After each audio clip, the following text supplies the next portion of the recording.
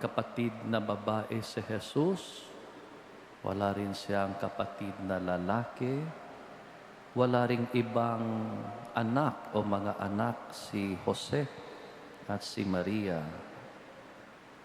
Sa mga angkan ni Jose at ni Maria, sigurado tayo merong mga paslit, merong mga musmos, merong mga bata na naging kalaro ng ating Panginoon, yung kanyang mga pinsan. Ngunit yung ebanghelyo, tahimik tungkol po nito.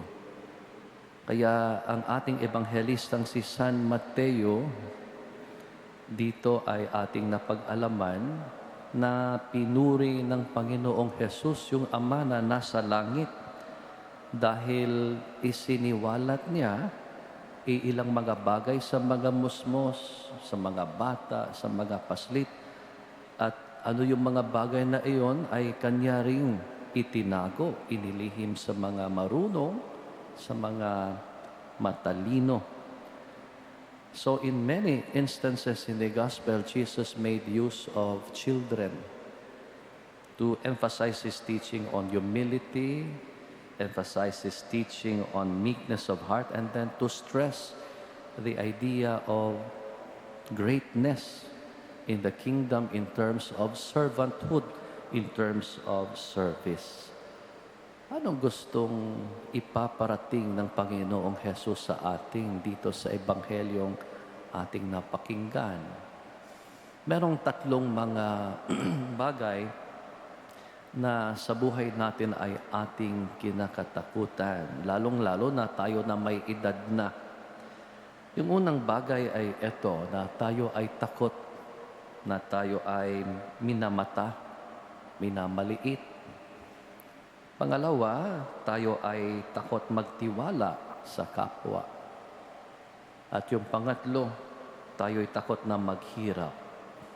First, we are afraid to be small, to be treated small. Second, we are afraid to trust. And then third, we are afraid to suffer. Iilan sa atin, takot talaga. Siguro hindi lang takot.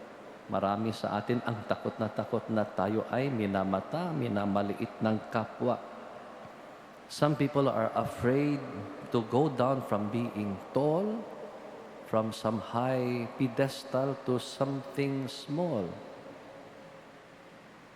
Halimbawa, yung mga nasa family dynasties ng ating bansa. Halimbawa lang ho yan. Why are we or they afraid to be small? We need not be afraid to be small because God chose to be small. Nang dumating yung ating Panginoon dito sa mundong to, pinili niyang maging musmos. Pinili niyang maging paslit. Pinili niyang maging bata. Kaya santo, nilyo, bata. At sa ganoon, kaya natin siyang kargahin, kaya natin siyang yapusin. And when God comes to us in the Eucharist, He comes to us in a small host, small enough to be taken into our mouths. So our smallness, therefore, allows us to be the crib, labangan, no? Sabsaban ng Diyos. And if you put God into anything small, that small thing becomes great. Hindi po ba dakila ang Diyos? Therefore, we adults should not be afraid to be small or to be even treated to be small. Because if we put God in us and then allow Him to enter into our small size, that is an act of greatness. To be small with God like a little child is to be great. To be simple is to be great. Pangalawa, marami sa ating may edad na takot magtiwala sa kapwa. Yung mga bata, madaling magtitiwala. Ngunit tayong may edad na, tayo ay mapaghinala. And unfortunately, as we grow old, we become more and more scheming. We become more and more careful. We become more and more suspicious. We become more and more cautious. And we get the urge to counter-check from other sources if the person to whom we plan to assign our trust is truly deserving of that trust. Siguro dahil sa buhay natin, minsan tayo ay nasaktan. Siguro sabihin ho natin na niloko ako ng individual na to. O yung taong ito ay nagsinungaling sa akin. And therefore, we cannot simply trust anyone anymore. We adults cannot but trust God. Because God is ever faithful and His love is irrevocable. Pangatlo, takot tayo na tayo ay maghirap. We adults already know that we are not born into this world to suffer. God created us to be happy. But listen to this well, fellow adults, no? Pain or suffering is a gift. Nobody wants. Biyaya ho yan. Biyaya na tayo ay masaktan. Come to think of you having a disease and you will not feel pain. What would happen? Our Lord never intended to look at pain or suffering as an end in itself, but as a means. Hindi naman niya hinahabol yung pagtitiis. Yung krus, hindi naman po. Kaya nga, yung nasa harden sa ng Getsemane, anong kahilingan niya sa Ama? Let this cup of suffering pass if it is your will, but your will I will align. Kaya, yun ang naramdaman, dinaanan ng ating Panginoong Jesus. He accepted to bring meaning to His suffering.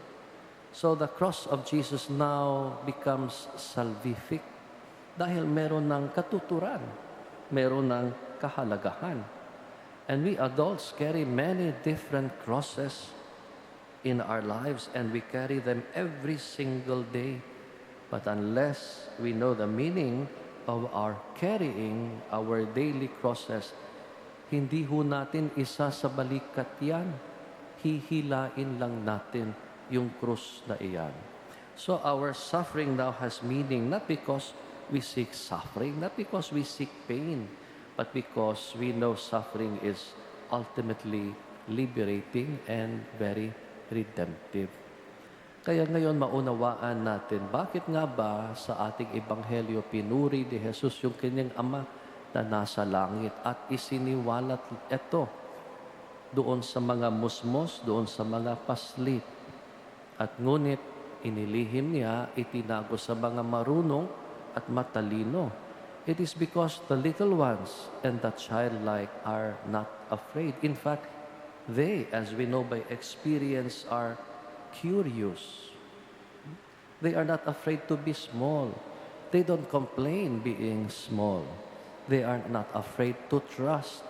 They have complete trust in their parents, especially in the Heavenly Father, who is our common parent. And they are not afraid to get hurt. We said they are curious of many things. They are more bold, they are more courageous than we adults who have learned to be very careful.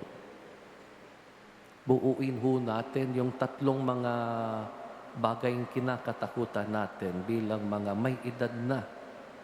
Smallness or simplicity, trustworthiness and courage, these are the assets of the little ones and the childlike. And Jesus wants us, we who are adults now, to rediscover these lifelong virtues adopted as adopted children of the Heavenly Father. Because being so, we stake our all on God. The past, we live to God's mercy. The present, we live to God's care. The future, we live to His providence. With everything in God's hands, with everything in the palm of our Heavenly Father, we are assured the best is yet to come. Because after all, the Heavenly Father knows best.